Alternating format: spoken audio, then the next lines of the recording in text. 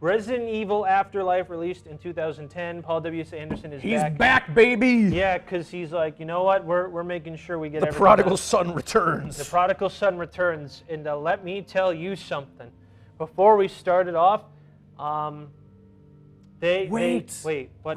We forgot one of the other sequel bait things. What was the other sequel bait thing? She wakes up all the clones. Oh. She wakes up all the clones. Oh, that's right, because that's what this movie starts off with. Yes. Okay. The sequel bait from the last movie is answered, is that she found the clones from extinction, and she attacks Umbrella. That's the start of the movie. That's the start of the movie. She has Alice clones that are attacking Umbrella HQ. Now, I would like to remind you all, isn't it a little suspicious how they haven't taken anything from Resident Evil 4? That's because your wishes are solved. They took everything from Resident Evil 5. They're adapting Resident Evil 5 for this one. So I looked it up. All the zombies are the Magini, the zombies from 5 for some reason. Yeah, I don't know why. all the zombies have like the tentacle things, and they don't explain that at all. Wesker has his superpowers now. Yeah. But we don't find that out until the very end of the film. Yeah.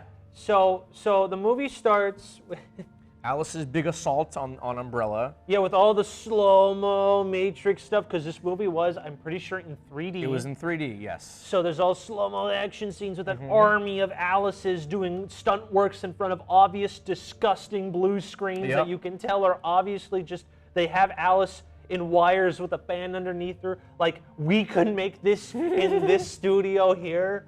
Like, it's not that hard, okay? Yeah.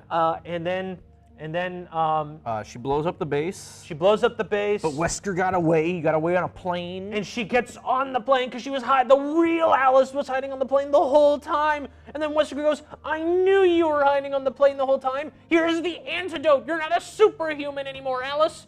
I'm the superhuman. And then, I don't know, tosses her off a cliff or something. No, the plane crashes. Oh, that's right. And she's like, well, at least Wesker's dead. And she walks off, and that's...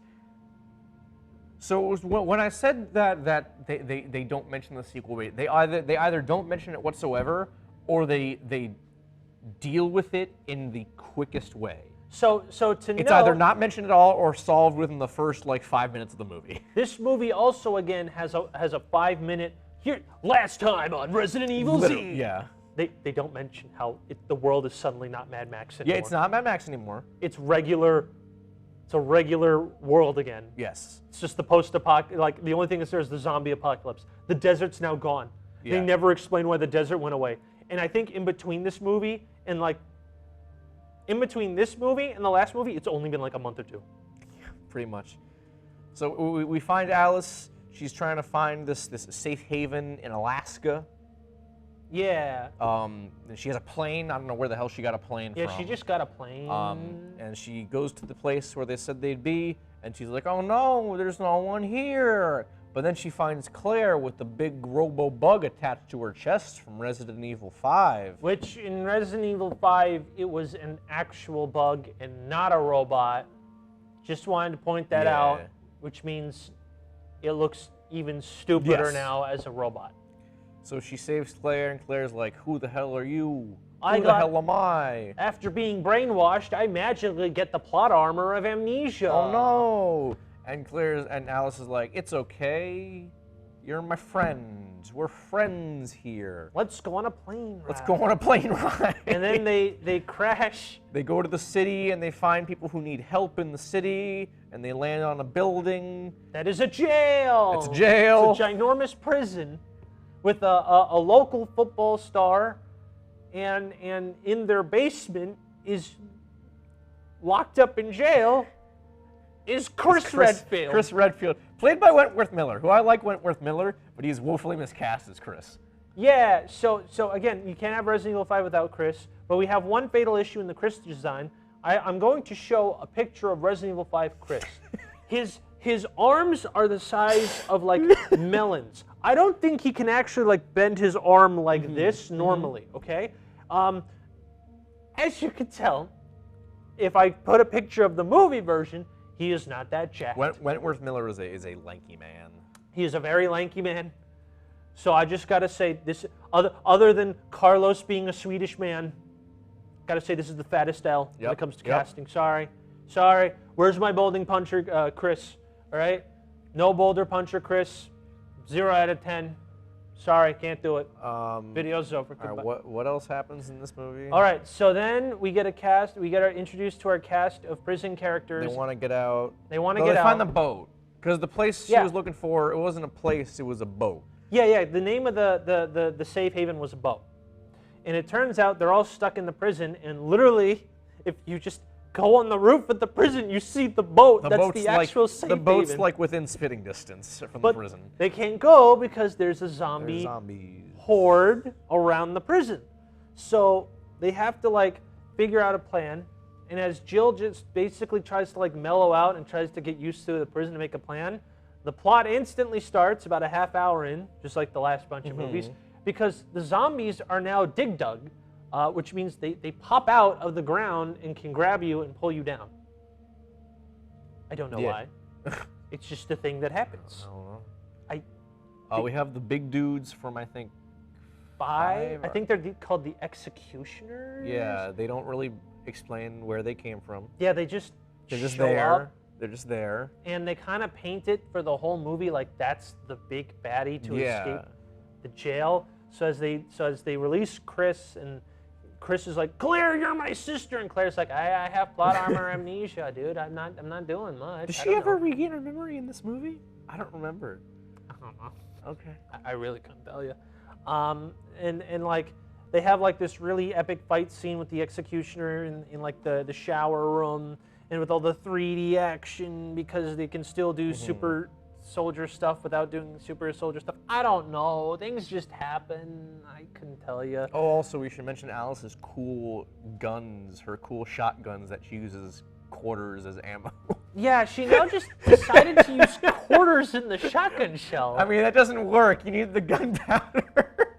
Yeah, like That's not how that works. Also, I've seen like tests to do theoretically what she does, and using a real shotgun like ammo is way more effective. Right. Like, cause the nerd time. If you put literal, I don't think quarters can fit, but I think dimes can. If you use literal dimes, because of how weighted they are, they just go in random directions as compared to a shotgun, which is like a spread. Like, it is way not as effective to do that. But she now just uses quarters in her shotgun shell. Like, I don't know when she does this. Yeah. I don't know how she does. I guess it's to say, like, since bullets are scarce and gunpowder isn't, the actual steel pellets, it's way easier to use money since there's no reason for it anymore, but they don't explain it, at all. I don't know. So she just has a quarter-filled slugs in her shotgun to fight a 8-foot-tall spiked dude with an axe in a shower room. But anyways, it doesn't matter because like everyone dies. Yep, everyone dies. Except for her, Chris, and Claire. So they get to the boat and they're like, oh, no one's around. Let's go into the boat and see what's happening. But oh no! Wesker's alive and he's the villain of the movie. And he's been waiting at the boat the whole time. He's like, hi, Alice, I knew you'd be here. I knew you'd come to this place. I'm the villain. Let's fight to the death can we because just, you're like, not superpowered anymore. Talk for 5 seconds, like, right? He died in a plane crash with Alice. Alice goes to Alaska. She goes to a random city, and she just so happens to find people in distress. This is Wesker's big plan, okay? She just so happens to find people who are in distress, and maybe they know where the secret haven in Alaska really is, okay? Maybe they know. There's a lot of thinking on Wesker. It's like, okay, so what she's going to do after she goes to Alaska, if she survives from the attack that I sent with her with Claire, because I sent Claire to kill her, obviously. So she's going to hopefully go on a plane and hopefully go over this one city and hopefully pays attention to this distress call, then hopefully lands, then hopefully makes it out of this building, and then hopefully makes it to the ship so I can hopefully fight her. I'm like, what? Why didn't you just, you're superpowered, get out of the boat and kill her in the prison? Like, the zombies were dig dug. You could have just had the zombies dudes just kept coming up, and then you, like, I don't know, grabbed her. There's no reason. It's not like this ship was specific for Resident Evil 5, because they fought, if I remember correctly, like first on an oil tanker, and then in a volcano in Resident Evil 5, that's where they fought Wesker, the boat's not important. So I don't know where they got this idea for the boat, and like, I don't know. And then A Perfect Circle starts playing, and I'm like, what's going on? And everyone's doing slow motion stunts to like avoid being shot as new, like, you know, A Perfect Circle's playing, like, you know, Discount Tool is playing, and like, I'm wondering, what am I doing with my life? I don't know. Claire and Chris get put in like some weird tube for some reason during the fight.